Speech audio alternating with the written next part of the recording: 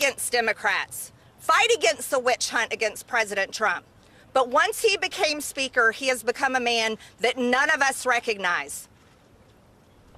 He passed 3 continuing resolutions, and then he finally passed a 2-part omnibus that fully funded Joe Biden's agenda and the Democrat agenda, funded the Department of Justice that wants to put President Trump in jail the rest of his life, which is a death sentence.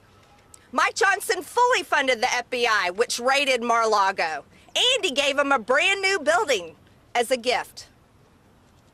Pro-life Mike Johnson funded full-term abortion clinics, funded the trans agenda on children that 70% of Americans are completely against on both sides of the aisle. And he fully funded Joe Biden's open border policies, the #1 issue in America. So I entered a motion to vacate, but I didn't call it for a vote. I was controlled. I was responsible. I was being conscious and caring about my conference and our majority. It was a warning to stop serving the Democrats and support our Republican conference and support our agenda. And he didn't do it. And we all went home. And Republican voters everywhere, Americans were raging at Mike Johnson. And he doubled down. He didn't change course. He continued. And when we came back, he reauthorized FISA. And he was the deciding vote himself to stop the warrant requirement of FISA. He voted it down. When only 6 months before that, before Speaker, he was for it. That was the second betrayal. And then we all went home and America raged, and I was still responsible. I was still patient, and I was still being careful with our Republican majority. And then we came back. And that's when Mike Johnson fully joined the disgusting business model of Washington, D.C. to fund forever wars. Yeah, that's what this is. The Uniparty is Make Ukraine Great Again. The Uniparty is all about funding every single foreign war. They think this is the business model that needs to be done. There you go. Got that up there. Yeah, thank you. Americans do not want to send their hard-earned tax dollars to fund the murder and killing in foreign countries. They're fed up with it. And they're screaming it as loud as they possibly can. Our economy should not be built on the blood of wars in foreign countries. That's not what our economy should be built on. That's not how you grow jobs in America. That is horrific. It is evil and it needs to end. But that's what the Uniparty does, and that's what they continue. Mike Johnson fully embraced it, and he funded $61 more billion to Ukraine. Funded a war in Israel while he funded Hamas in Gaza. How do you support Israel when you're funding Hamas? And gave more money away while our border stays open, and today 300 Americans will die from fentanyl, tomorrow 300 Americans will die from fentanyl, and the next day 300 more Americans will die from fentanyl poisoning because there's a war on America led by the cartels in Mexico, and nobody in Washington, D.C. gives a damn and has enough courage to face it. And Americans are sick of it. Sick and tired and fed up. And you want to know something? Nobody wants to rock the boat in Washington, D.C. Oh, no. That would be uncomfortable, Marjorie. We don't want to face the issues, Marjorie. Let's just wait and get through the election, Marjorie. Let's just assume President Trump is going to win, and we'll fix it next Congress, Marjorie. Well, I'm sorry. How many more Americans have to die? How many more dead American bodies have to pile up before the House of Representatives that's paid for by Americans' tax dollars actually does something about it? I want to know when this town is going to give a damn about Americans. And that's what this is really about. Well, there's one thing I know. There's one thing I know. If we get President Trump back in the White House in January of 2025, And we are lucky enough to earn the trust again from voters in America to have a Republican majority in this House of Representatives, that we have a job to do. We cannot let people down again. We cannot fail President Trump. And this cannot happen. The MAGA agenda that I believe in, the Make America Great Again agenda that I support and Americans support, and the whole reason why Republicans are going to turn out and vote in November because they support President Trump. We need leaders in the House of Representatives that are going to get this done. Not working for Hakeem Jeffries, not working for Joe Biden, and not going to be twisted and lulled into continuing the disgusting practices of Washington, D.C. Mike Johnson is not capable of that job. He has proven it over and over again. Now we have Hakeem Jeffries and the Democrats coming out, embracing Mike Johnson with a warm hug and a big, wet, sloppy kiss. And they are ready to, they have endorsed him. They are ready to support him as Speaker. They want to keep it going, keep the band together. Why? Because Mike Johnson is giving them everything they want. Everything they want. Every single thing they want. So it's really interesting to me. Hakeem Jeffries has gone through round after round of Speaker votes, and we've all witnessed it, haven't we, America? And I want to tell you, I think it's good that America witnessed all of that. And the Democrats said his name over and over again. They said Hakeem Jeffries because they wanted to elect him Speaker. Well, I find it very satisfying that they are ready to vote for Mike Johnson. And you want to know something? I want to see it happen.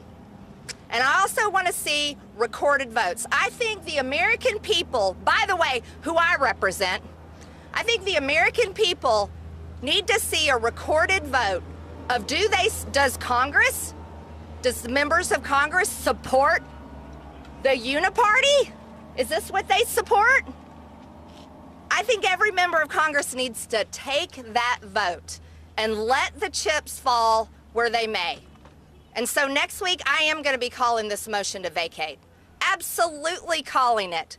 I can't wait to see Democrats go out and support a Republican Speaker and have to go home to their primaries and have to run for Congress again, having supported a Republican Speaker, a Christian conservative.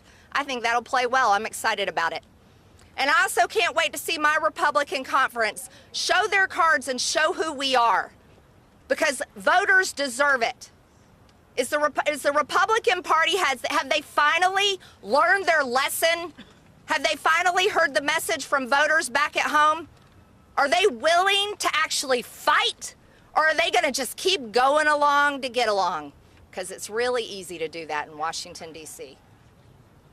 I'm going to tell you, at over $34 trillion in debt, with millions and millions of people invading our country, an economy that I don't even know how is staying afloat, because every business owner I know has been suffering, and people fed up with the drama on television and fed up with the fighting and fed up with the bullshit from Washington, D.C., are ready for a Republican majority that's ready to support President Trump and his agenda in January of 2025, and I'm happy to deliver that vote for everyone next week.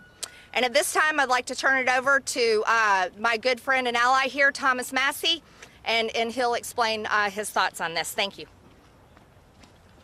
Well, it's an honor to be here today with one of the hardest fighting, most articulate members of our Republican conference.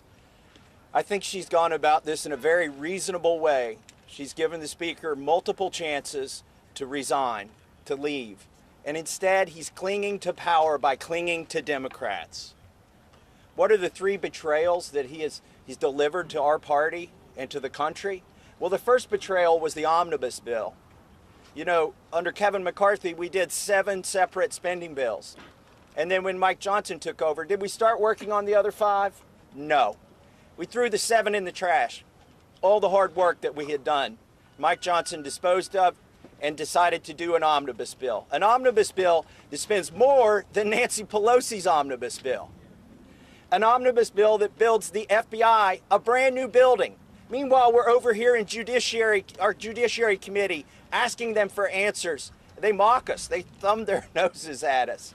And why shouldn't they? If we're going to build them a new building and send them strongly worded letters as if we're going to do something about their insolence. The second betrayal of Mike Johnson was FISA, passing FISA without warrants. Did he do this in the proper way? No. The authority for the FISA 702 program rests with the Judiciary Committee. But Mike Johnson decided to let the Intel Committee run this program. And then when it came, we fought hard in the Rules Committee, we fought hard in Judiciary. We got a vote on the floor on warrants, whether you should have to have a warrant to spy on Americans. I mean, this is a constitutionally redundant vote. It should be obvious to anybody that's read the Constitution that you need warrants. And you can say, well, poor Mike Johnson, he's got such a slim majority. You can't get everything you want, Marjorie Taylor Greene or Thomas Massie. He's got such a slim majority. He was the slim majority that cast the deciding vote that says you can spy on Americans without a warrant. It was 212 to 212. Go look it up. He didn't vote on the other amendments. He went out of his way to vote no on that amendment and was the deciding vote on FISA without warrants. So what was the third betrayal, the third and final betrayal? Nearly $100 billion for foreign wars, and he just put that on the floor. Hey, it started out as a veterans bill to give veterans better benefits, H.R. 815. Chuck Schumer stripped every word out of it, put this supplemental in it, and send it back to the House. And then using the Rules Committee that I sat on, what I can't go along with, what they did, they pretended like we voted on 4 separate bills. But then after those votes passed, they changed them to amendments and concurred with the Senate bill and sent it back to the Senate. This whole thing was pre-conference with Chuck Schumer. Why is it that on all 3 betrayals, the Senate didn't change a word of these bills when they went to the Senate from the House? It's because Mike Johnson was doing Chuck Schumer and Joe Biden's bidding. They didn't need to change a word of any of these bills. Chuck Schumer fought against all the amendments. He wanted those bills exactly as Mike Johnson had passed them, exactly as Mike Johnson had promised.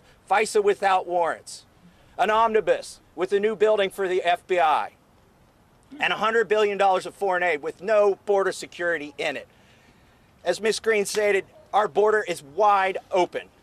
Wide open. This was our last chance for leverage, and the Speaker gave it all up.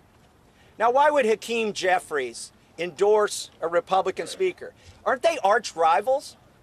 I mean, what does Hakeem Jeffries want, after all? He wants an open border. He wants increased spending.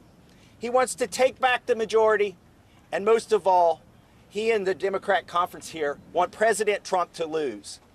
Who do they think can deliver on all 4 of those things?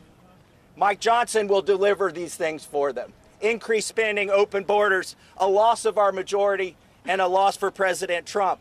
Because this is so demotivating here. We sat here and watched total capitulation with the Democrats waving flags that was premeditated of another country, not the American flag. You know, Mike Johnson should have brought the white flag and waved it in front of us. Because it was a complete capitulation. It was a humiliation, not just to us, but to all the American people who pay their tax dollars only to see them go overseas, fund foreign wars, secure other countries' borders without securing our borders. I'm going to challenge my colleagues to think about it this weekend, because as Marjorie Taylor Greene said, we're coming back and we're voting on this next week. Right. And you get to have the choice if you're a Republican. Are you going to embrace Hakeem Jeffries like Mike Johnson has? Are you going to embrace the uniparty like Mike Johnson has when you come back next week? Or are you going to fight for Americans who gave us the majority? And you may say, oh, well, this is lovely bipartisanship. Look, you've got Hakeem Jeffries hugging Speaker Mike Johnson and helping him keep his majority or keep his seat. But the reality is, this isn't policy. This isn't like some criminal justice reform where the left and the right can agree. This is about who holds that gavel. Right now, they are both holding that gavel. They are sharing power about procedures, about what bills will come to the floor, about how long we will debate those bills and which committees are comprised of which members. They are sharing power. Now, you may say, and I'll close with this, Congressman Massey, Hakeem Jeffries just told you he's going to save Mike Johnson's bacon. So why go through with this? It's a futile exercise. Why would you go through with this? Look, we didn't get elected to make excuses. We didn't get elected to say we shouldn't even try. We got elected to come here and give it our best, and also to impose transparency. What we've seen here is the coming out of the uniparty, and it will be consolidated and it will be transparent and apparent next week to all Americans when this vote happens. Too many of our colleagues have thrown up their hands in frustration and apathy. Oh, we shouldn't even try. Let's just coast this one out. I tell you what, it's too dangerous to coast this one out. We cannot coast this one out. Hakeem Jeffries knows if we coast this one out, we lose the majority. Spending goes up next fall.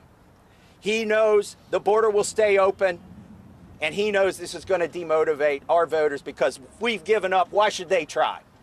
So we are not going to give up. We will fight the uniparty, and we will have this vote next week, and I look forward to it. And I've got one last challenge. I've challenged members of my own conference to think long and hard about whether they want to join the uniparty next week. But we have a leadership team, a team of leaders, from conference chair to whip to majority leader. Why do we have a team? We have a team so that when one of them goes off the rails, the others of them can meet with them and say, you are no longer suited for this job. So I challenge the whip, the majority leader, the conference chair, everybody in our conference to sit down with Mike Johnson and have that talk and tell him, it's not worth it, Mike. It's not worth it to share power with Hakeem Jeffries just for the vanity of you keeping the title of speaker. It doesn't serve our country. It doesn't serve our conference. They need to ask him to resign. That is what they should do. And I challenge them to have that tough discussion. With that, we'll take questions. If this fails next week, as is expected, will you continue to try to force a vote on this issue? And two, former President Trump has said positive things about the speaker and has said he doesn't favor a motion to vacate. Aren't you defying former president's wishes? Absolutely not. I'm the biggest supporter of President Trump, and that's why I proudly wear this MAGA hat. I fight for his agenda every single day, and that's why I'm fighting here against my own Republican conference to fight harder against the Democrats. Mike Johnson has fully funded the Department of Justice that wants to put President Trump in jail, giving him a death sentence. He fully funded the FBI that raided Mar-a-Lago and gave them a brand new building. He fully funded Biden's wide open border. I know, everybody knows, the American people know, and every voter that's ready to line up and vote for President Trump in November knows between me and Mike Johnson who's supporting President Trump and his agenda, and that is absolutely me, number one. If this vote fails, then the whole conference, the whole Congress supports the uniparty. Let me tell you something. That is not a failure. It's a win for the American people because that's a list of names. And the voters and the American people who pay for everywhere, we're standing on ground they pay for. They pay for that building. They deserve that list. I believe in recorded votes. That is our job. Our job is to vote. And if anyone is scared of where they're going to vote on a motion to table or if it goes further, then they don't belong here in Washington. They have to be ready to do the hard job. Why move forward this then in defiance of former President Trump, and why next week and not today then? We have to have a Republican majority in January, and under Mike Johnson's leadership, we're not going to have one. Because Republican voters, just like Thomas Massey just said, Hakeem Jeffries is endorsing Mike Johnson because he knows Mike Johnson's leadership is going to hand the House majority to the Democrats in January. It will make our voters not want to vote for him. They're going to turn out and vote for President Trump top of the ticket, and then they're going to skip Republican House members because they're disgusted with Mike Johnson, his leadership, his speakership in the uniparty. That's exactly why we have to do this. We have to win in November. We have to have a majority in the House. You want to know why? All you people, your taxes are going to go up if the Democrats control the House. That's right. The whole tax cut, you know, President Trump's tax cuts and savings plan, guess what? It expires this year. And whoever controls the House of Representatives, if it's Mike Johnson and Hakeem Jeffrey holding hands together, your taxes are going up, ladies and gentlemen. And you want to know what else? Your money is going to be funding Ukraine because they already want more money for Ukraine. They're demanding it already. That check cleared, and it wasn't even a week. And they said Ukraine's going to need more money by the end of the summer. And that's what's going to continue. Americans don't want it. Yes, sir. How come next week and not today? Everybody needs the weekend to prepare. I'm not irresponsible. I care about my conference. I have been measured. I have given this time. I have given warning after warning after warning. And that's why if we don't have to rush. We can do it next week. Also, I think this is a somber decision for Mike Johnson. He deserves a weekend to think about it. He should resign because he knows what's coming next week. What's coming is his sharing of power with Hakeem Jeffries. Now, I'm actually not going to concede that the vote will fail. I mean, I think Hakeem had to step out in front and get in front of this freight train because he was afraid he didn't have enough Democrats who would save Mike Johnson.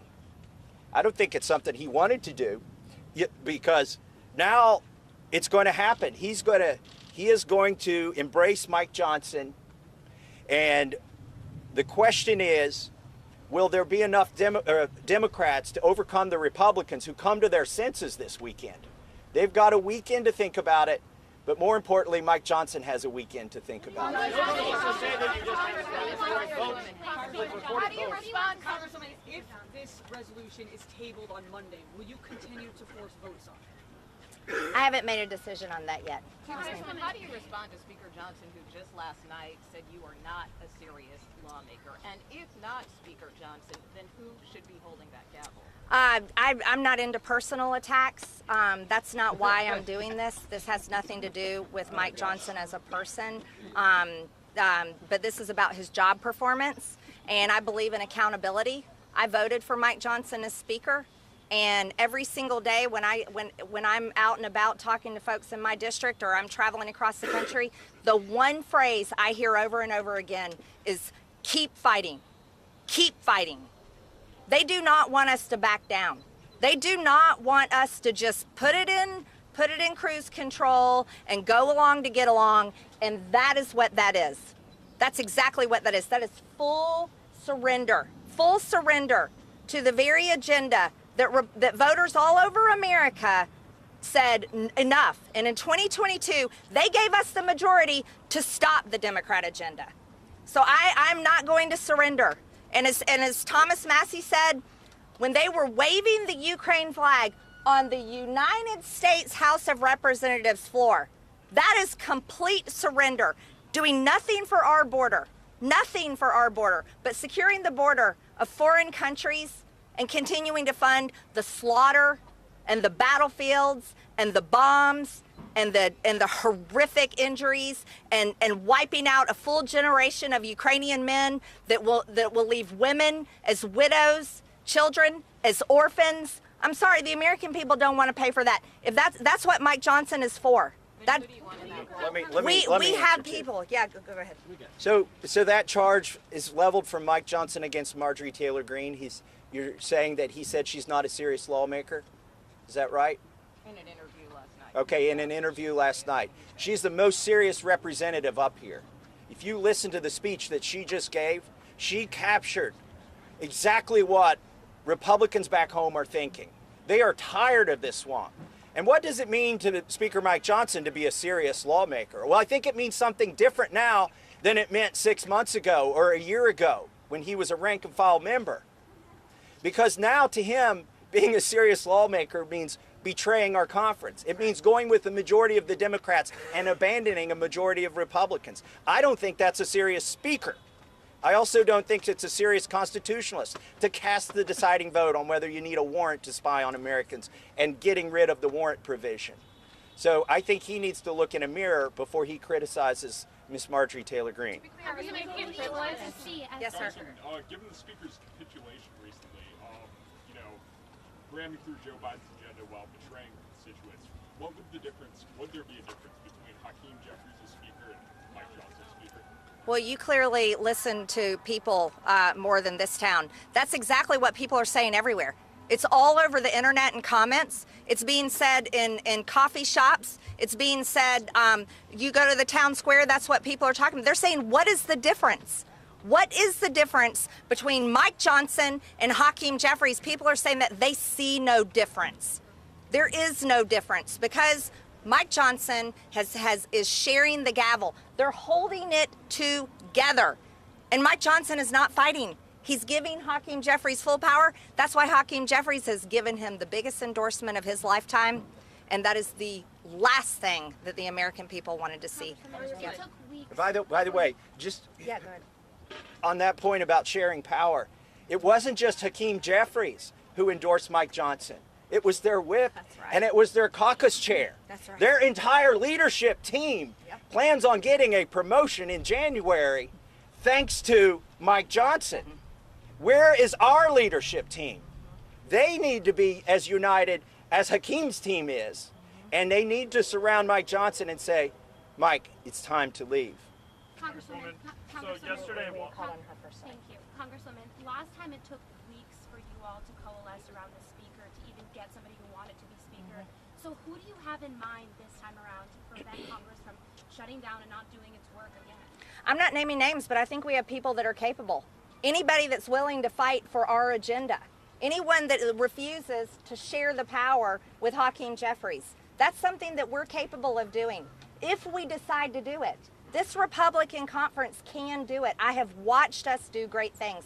Just as Thomas Massey said, before they ousted Kevin McCarthy, we passed seven separate appropriation bills. We were passing incredible bills that lined up exactly with the reason why people voted for us. And once Mike Johnson took over, he completely stopped it all. We only had 5 left, and he just let them go. Do you want No, McCarthy back again? that's not what I said. I think he's moved on. What our conference is capable of doing is electing someone that is ready and willing to lead, and I have full faith and confidence we can do it. We just have to do it. Yes. And listen, also, from the very beginning, Mike Johnson has had the chance to save us from what happened in October. Look, he is a lame duck. He's not going to get reelected in January. He's not going to lead us to any policy wins. He's not going to cut any spending. He is not even going to try. That is why Hakeem wants him to remain a speaker. So what should he do at this point? He should do what John Boehner did.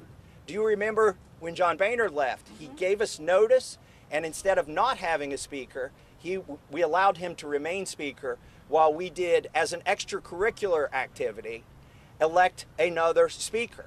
It wasn't like it was in October when we came in. We had to come in every day of every week, and we all had the same meeting, and we couldn't do subpoenas. We couldn't do investigations. Everything came to a standstill.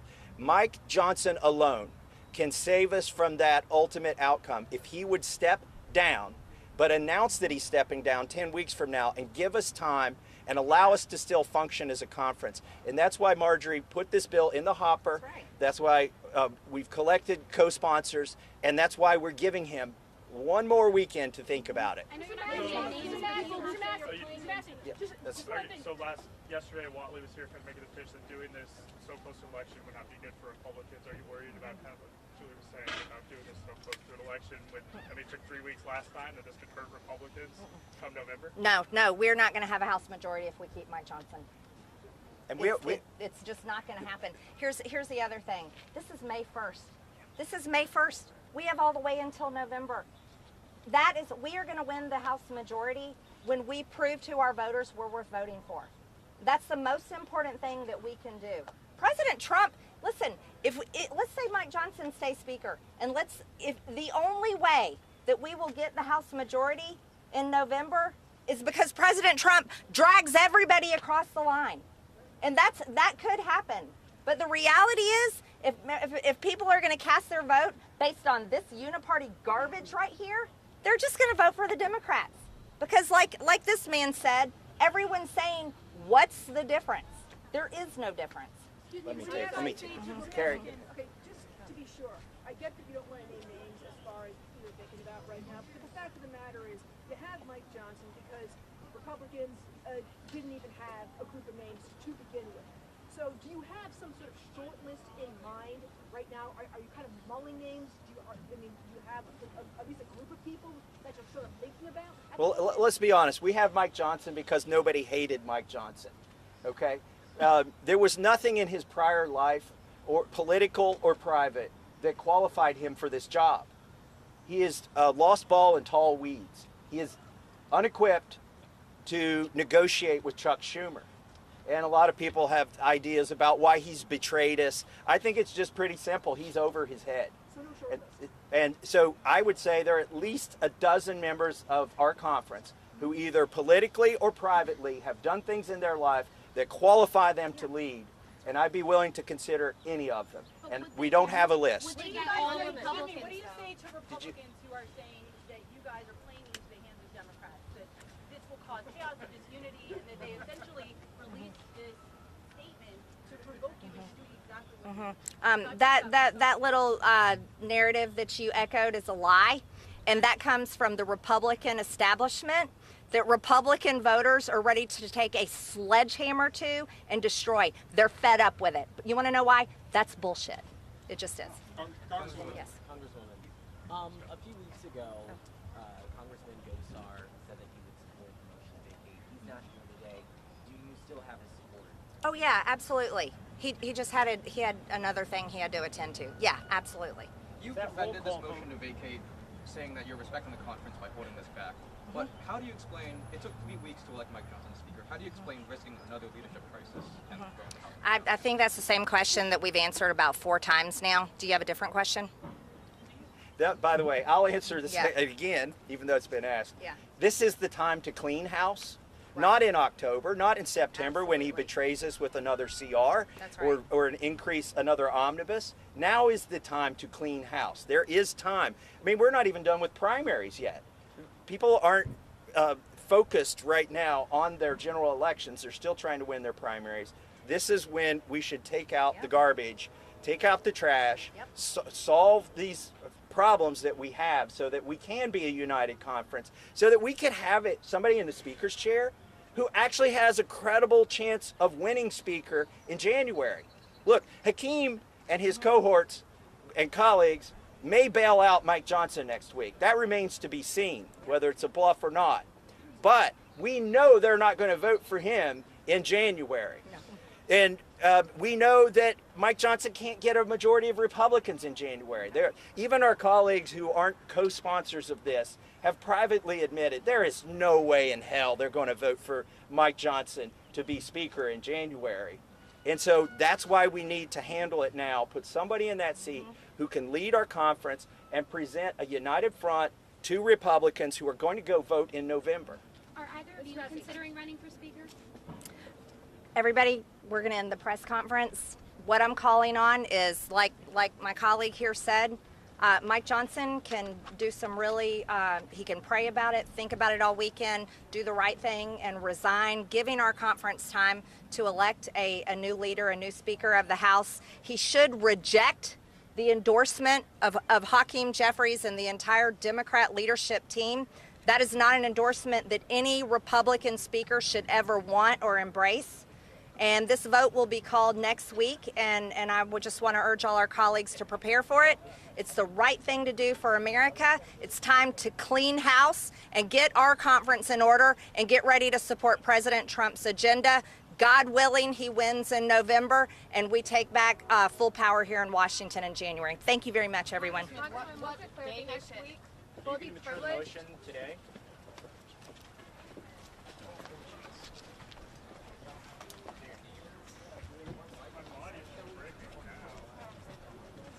Tony? Here you go. Thank you. I was like, you said you're being responsible. How are you?